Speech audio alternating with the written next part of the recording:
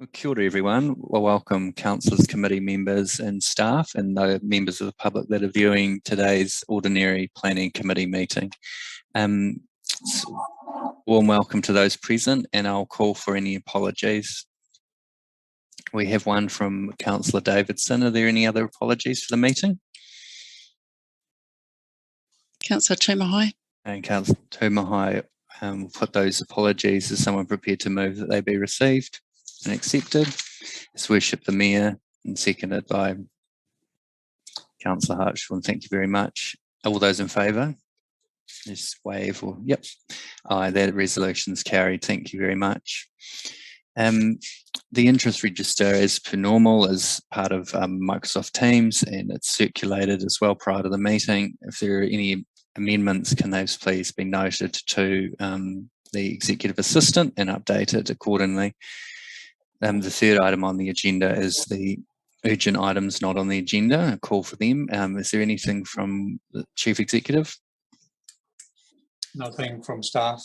No, thank you very much. And anything from committee members that's not covered on the agenda already? No. Okay, thank you very much. There being none, we'll move through to the minutes of the previous committee meeting. That was held the 9th of September 2021. They have been circulated and they have been taken as read, and no amendments have been received. Are there any amendments? No. If they're not, someone that was present prepared, is there someone that was present prepared to move that they are true and accurate record of the meeting held? I'm prepared to move that they were. Is someone prepared to second?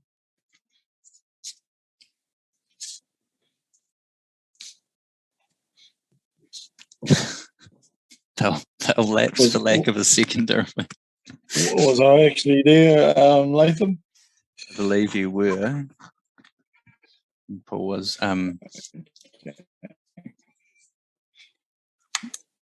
Okay, we'll take it for now that seconded Councillor Hartshorn. All those in favour, and I can confirm that my electronic signature be added to the ordinary minutes of the Planning Committee held 9th of September 2021. The action list. It's a warm good afternoon to Chief Executive Simon Bastian to talk to the action list. Yeah, good afternoon all, and thank you, Chair. In conversation with Development Destination Westland, they have appointed a project lead to do the gap analysis in terms of mining on Road Reserve. I have made a request that an update be provided as part of Westland Holdings' next report to full council in terms of current status of that project.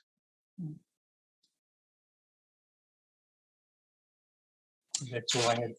Thank you to the Chief Executive. Are there any questions from committee members around that matter?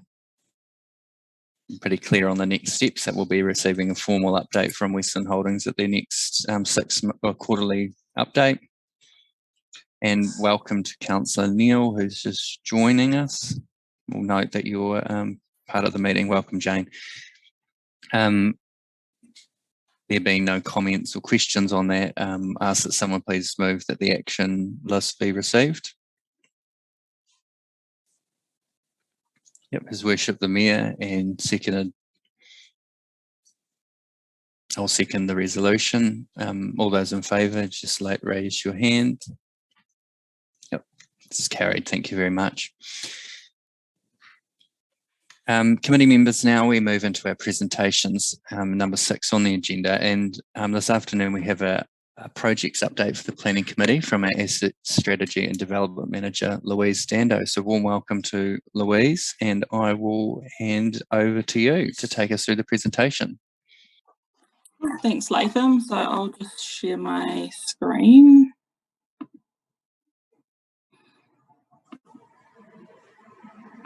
The various projects that we're so the first one of which is we've got the Casquare, is the potential plan that we're skate park and the new playground.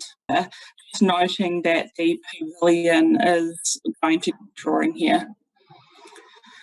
The new toilet complex, when they arrive, that we can just install them immediately, but we do need to get the consent, of which is going to be lodged by the designer of the toilet complex. The toilets that we've gone with are a similar design to what we've used in other areas of the Westland district, just to keep sort of a consistency across the district. Potentially in the future, there's the ability. The new skate park concept design is being designed with the design, but that's still on track out that area at the same time. The next steps for the skate park and lodge the consent for the new skate park. We're not, the installation is probably going to be in the next financial year. The new playground for Cass Square, we've gone back to our designer after getting a few different concept designs through that just weren't quite suitable. We're waiting on a few more to make a decision on what. So once we've got those designs back, we will are going to be using them, and we're also the users. The next step for that is just to get those new designs. A good township, the wayfinders, so getting some cultural elements integrated into the designs, the historic element of them as well. Well, the next SignLink graphics to actually go ahead and the Hokitika beachfront with stages 4 and 5 being the beach access ramp. Ramp access is a new design rather than so this is something that the regional council have that's more permanent and will to tender, and is the latest update that I've had is that it's going with Westlock for the car parking stage 5 the end of Beach Street, and we're just putting in some more park to just allow better manoeuvring in and out of these. Going to include some aligned with the area as a whole. There's another chip sealed car park, new toilets. So this will be a bit bigger to actually allow a camper van. And thank you for your time. What we might do now is, who's joined us as well, and we might just go through just in Rick Square and work through it like that, if that's okay. It's just let us know. Well, Paul, your hands up. Park looks dangerously close to the Robbie Burns statue. So we're well aware of that, Paul. It needs to be incorporated in the future. Slide that has one thing what Paul is talking about there, and if you just the Robbie Burns statues, I think you were talking about, Paul, right? Thank you. Awesome. Any questions on terms of if the staff have got it right, or if they're way off in any sort of element? Just for the chair, is just like a seat. So I can answer that, Paul. And yes, that's particularly there, pergola area, the shelter area. Apologies for my lateness. I'm happy with that. Now is the appropriate time to be flagging that. And to staff to talk about that through Simon. There or something similar. So a grand, a seating arrangement. So with it would be limited to how. But why was the decision made to take the grandstand away? Or some upgraded to make it future safe. But I'll clarify that. Stand over the years has certainly been well utilised by people to sit there, especially when good to have had something. I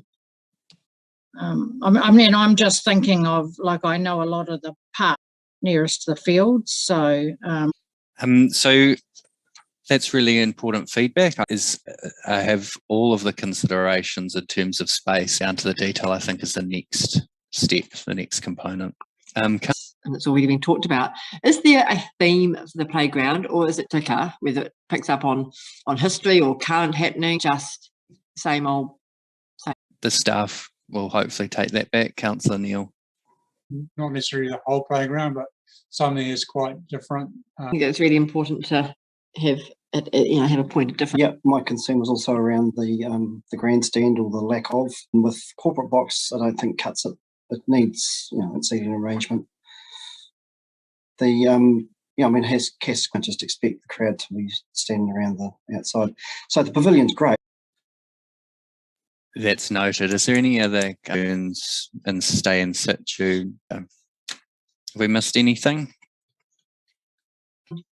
To the other end of that block of Britain Street, but that doesn't show up on the concept. There was just to cover that off, Jane. There was a concept why we've constrained it to a certain area. So we just want to make sure that it's I wouldn't say compact, but it's actually. That was one of the issues, was size, wasn't it, and enough room for. Hayden Simpson been involved at all? Yeah. And is Hayden also aware of it being brought back just to that one corner? Cool. So what I would like to see, obviously within this financial year, we can to know that the first timelines to be working to, if that's all right. Closing comments on Cass Square concept plan. Is not really wanting to be the full driver of it, informed but not necessarily be completely involved. And that was had and came up through LTP submissions about a fitness. It was, and also I think the changing nature of the surfaces that are, suitable for lengths, being able to run lengths and stuff in terms of what's happening, and seek their input. Particularly, I know the plate are in that community conversation. Specific on the toilets from anyone? Yeah, so the toilets was cone orange. Like the idea of having leaving room for some sort of motif or something. Theme is Councillor Neil. So we've actually been subsidised quite well in this project. It's earlier. Is there anything specific? Yes, me again. So firm it up and then lodge the consent. Reefton, Greymouth, they all had community fund amenity, and everywhere else does it by community goodwill. And it's okay to design it and then throw it out to the community ratepayers for nice things like. So obviously the intention is to leverage the funding that we do have put in the LTP to look at getting this subsidised. We did put it as part of the LTP conversation and it was supported. So I think when you talk about nice to have, sometimes having a facility that's dedicated for exercise and wellness is not a nice to have, but it should be part of the DNA of the community rather than just roads and pipes in the ground. So very conscious that we don't have a lot of funding, particularly when you compare us to other areas, i.e. Christchurch, that have parks everywhere that are all paid for by ratepayers or government money. Yes, as I say, the other towns on the west coast have raised the funds themselves rather than just dipping into the ratepayer's pocket, and I really don't see that it's justified. I think it's a great concept, but that's not a ratepayer project in my view. And I think the fact that it's in the long-term plan, once people are aware that in actual fact they're going to be paying for it, is another matter altogether. The long-term plan did come with a budget allocated towards it. I think that's a missing step here, and I think it'd be helpful to circulate to councillors the budget, where it's proposed to be funded and the scope. So what's actually included? Are we talking 100,000, 10,000 or $1 million here? We don't know. We don't have those figures. So I think we need to get them, if that's possible, sent out and then work out if that's still supported. Just through the chair, they are in the long-term plan, which council signed off. Yeah, I'm not suggesting we relitigate it. I'm just suggesting that we send out the amounts, the staff send out the amounts to councillors, particularly related to this matter, because I assume there would need to be some sort of, I don't believe that whatever council's putting forward will be the sum total of the build. It will probably require community support or lottery support, I'm guessing. Councillor Neal. Thank you, Nathan. Paul, on that, maybe the skaters can pay for it at the same time as the rugby players pay for the pavilion. We support lots of other sports in the town, and a lot of them are team sports. Skate parks are a bit different, and they do often appeal to a different part of the community, and I think it's really important that we do support them as well. So, yeah, great if we can get extra funding from outside, but I think we're as obliged to support something like that as we are to support rugby fields, of which we have quite a few. Thank you. Agenda that I'm working to. So this one I had just a few questions. Obviously, kit set playgrounds are expensive as indicated here, and a lot of that's around safety. A lot of that's around playground requirements and what can and can't be in a playground now. But I really do support and take on board what some of the councillors have raised around having this themed and having it unique, so it's not just cookie cutter. And I think when you look at some of these structures, trying to understand what our demographic is, are we creating a playground for preschoolers? Are we creating a playground for primary age students? Are we catering for sort of that intermediate, early secondary age? Because when you look at some of these structures, they look, I don't know that they'd be suitable for a 2-year-old, for example, or maybe even a 3 or 4-year-old. So do we've done any work on that to understand what aspects of the playground are suitable for what ages? I'm not sure if Scott's got any information, or Louise, but where our focus was to look to support the current users, and also understand what has happened at the Zara Park in terms of the demographics that was targeted for. So this is targeted primarily for above toddler age, so up to 12, 13 years. So a bit more in terms of higher energy focused, and than your lower age group. Doesn't mean that lower age group won't be accommodated in some other capacity. That is yet to be defined. I also think, going back to what was said earlier on about having something that's unique to the town, clearly we can do that, because we've seen a number of concept designs that we didn't think were appropriate, so we can put that as part of the brief as well. Cool. And the other thing from me is water play. So something that incorporates or consider as water, not necessarily. I know we get it free from the sky, but it's thinking about like when you look at like Dixon Park in Greymouth, it has the the paddling pool and the jets and stuff. So I don't know if you can consider or incorporate a water element, particularly for younger kids. I think it would be probably supported. I suppose the short answer to that is I don't know. I think we'd need to go away and look at that. Look at what the implications are, look at what the costs are, and look at what the safety issues are with it. But it's something we can have a look at. Cool. Thank you, Councillor Madrick. Thank you. What's the budget that's been worked to for the playground specifically, please? I don't have that to hand at the moment. I think what's going to happen from the follow-up with this is we're going to get those budgets for these matters. So we need the case, we need that. So just one email, if we can, from the staff that's just got all these items listed and allocated budget as per LTP, and then if there's any shortfall and where it's proposed to be funded from. Okay, because I mean it's all very well to shoot for the sky with some of the stuff, but it needs to be kept in perspective, doesn't it? This is a small town with a small rating base, and some of that's does look rather expensive. We don't need Margaret Mayhew Park at Cass Square.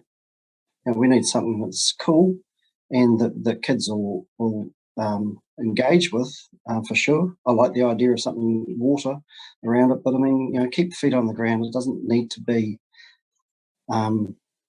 so flash to rival Margaret Mayhew Park, for instance. I think that's noted, Paul, and generally accepted, I think. We'll jump to His Worship. Oh, you're just muted. Sorry, Bruce. Yeah, thanks for that, Mr. Chair. The number of submissions and the support that Council received during the annual plan process for Cass Square was huge. And the likes of Hayden Simpson, who led the charge in relation to the skate park, has done a great job. I'm really keen to understand where we can attract external funds to turn this into a reality. And you've mentioned Lotto, there's a whole lot of other things.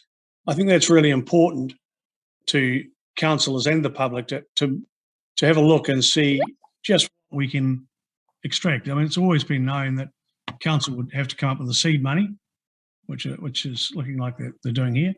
But pretty exciting, well supported concept, I think. Thanks for that.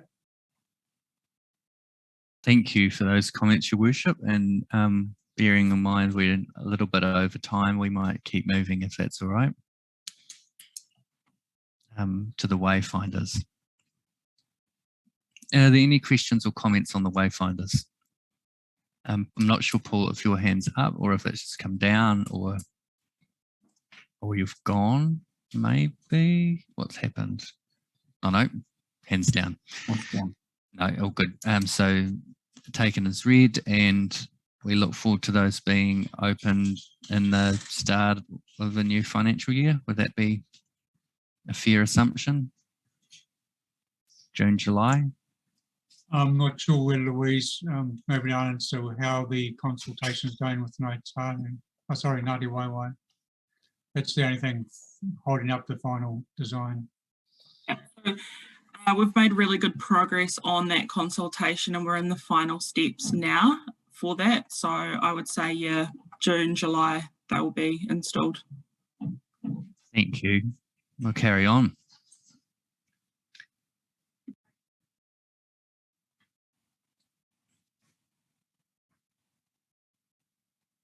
We'll move to the next, if that's all right.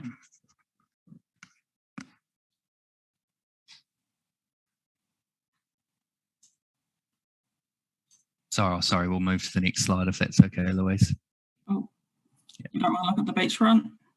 Yeah, I think so, but I think there'll be probably some more detail on those more detailed slides. Oh. Yeah. Any questions or comments on the access ramp? It's well understood, I think, by councillors. We'll keep moving, thank you. Any comments or concerns, questions re the car parking additions? Obviously, that's funded through TIF. No, we'll keep moving. Thank you, Louise. And the same with this last and final extension to the new Sunset Point area. Any questions?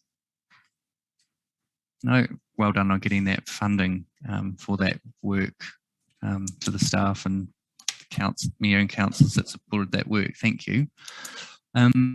Louise, thanks for that. Although not all of those things are necessarily planning matters, they certainly have implications for planning. So we're really, really appreciative of that report and that presentation. And we thank you for the time that you and the team have put into that. And we look forward to some of those things coming to fruition over the next few months and the next few years. With that, could someone please move that the presentation be received? His Worship the Mayor, and I will second that. All those in favour, just wave your hand. Yep, the resolution's carried. Thank you very much. And I'll now welcome the Planning Manager, Fiona Scadden, to speak to the Planning Manager's report, planning updates. Good afternoon, everybody. Just to note, a lot of what I used to update on has just been covered off by Louise with now picking up those projects. So just explaining why the planning report seems so small this time around. Town centre plan, so that kind of sat on a back burner a little bit while some other work, more urgent work's been going on with obviously Franz Joseph and other very overloaded areas of council. The town centre plan work, however, has the design guidelines have been finalised and gone into the draft district plan. So they came to committee maybe 3 or 4 meetings ago. We had a very brief discussion around that. So the design guidelines are what will apply to the businesses and the private sector on the properties that are, you know, putting together new buildings, new businesses. Then the separate part of that is the town centre strategy, or what sometimes gets referred to as the master plan, which is more around the public spaces and what we will see happen in the town. Obviously, this is kind of Revell Street trial has blurred into that. That's part of what we've been looking at, but we are working on an overall concept plan for the town centre, looking at pedestrianisation, beautification, obviously. We've set new standards, as you know, with the very first of which being the curb on Revell Street with the new paving. So any renewals in future in the town centre will continue with that theme. And there are conversations at the moment with a couple of consultants. There's one that we've used in the past that we're trying to get the previous information back out of, because I think a lot of what's already happened in Hokitika has been really successful, and we're looking at building blocks on top of that as opposed to trying to, you know, start from scratch and create a mini Melbourne or anything quite so mad. Are there any questions on the town centre information? There appears to be none, Fiona. Thank you for the update. We appreciate the work's ongoing, and we look forward to having input as councillors into some of that more specific work streams as they come to fruition over the next few months. Okay, so we've also got Revell Street that was obviously covered off in the council meeting just recently. So we're at the stage now of ready to go back, have a conversation with the business owners, see what their thoughts are around how successful the current format is, and then bring that information back to councillors to have a discussion around the council table. Franz Joseph strategy, so again it's ended up broken into 2 pieces. There's the design guidelines and the rules and zoning that's ended up in the district plan, and now we need to move forward with the concept plan, which is around how the town centre evolves, how we create it to be a practical and usable space for the community. So there's a whole lot of engagement and conversation that needs to happen around there, as well as, well, there's been a lot of obviously consultation and engagement over the years. So getting some concept plan work in place that's nice and clear so that there's a really good stance for people to have a conversation on. We have wanted to make sure that we get the zoning right before getting too far down that track, to make sure that we don't have changes that are going to affect the work that's already been undertaken. So those things are trying to hinge in together at the moment. The Hokitika Racecourse.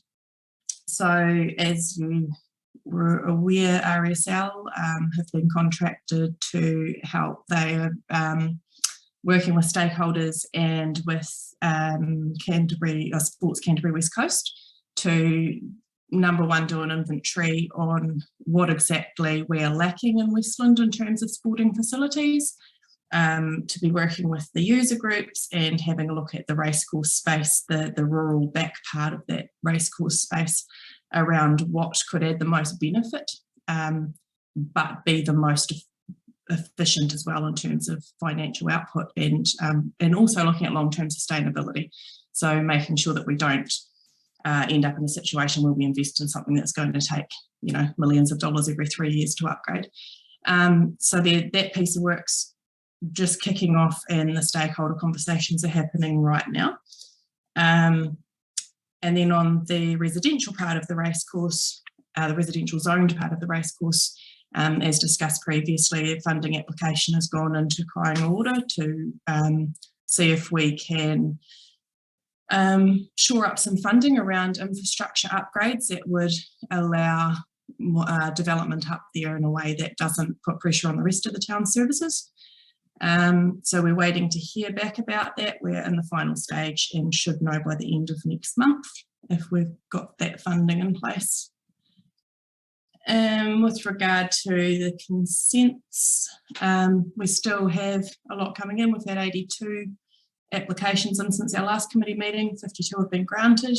34 of those were for land use consents and 17 for subdivisions. So mostly 2 to 3 lot subdivisions, people just carving off a little bit here and there, but we have had a couple of larger ones. There's a 21 lot one come in. And we're still on 100% of meeting our legal timeframes. So that pretty much sums up the report. We'll take the report as read and just open it up for any questions. There appears to be no questions, Fiona. Thank you for your work on that. I'm sure if there might be some matters in confidential, but I'm not sure, don't know. So thank you. Someone to move that the report be received. Councillor Cogan, seconded Councillor Hartshorn. All those in favour? Right. And Fiona, thank you and your team for your work you're doing in this space. It's really appreciated keeping us informed and updated. And it'd be really good to put out a press release about the work you're doing with the consents and acknowledging the volume of them that are coming through and 100% completion rate or compliance with the legal timeframe.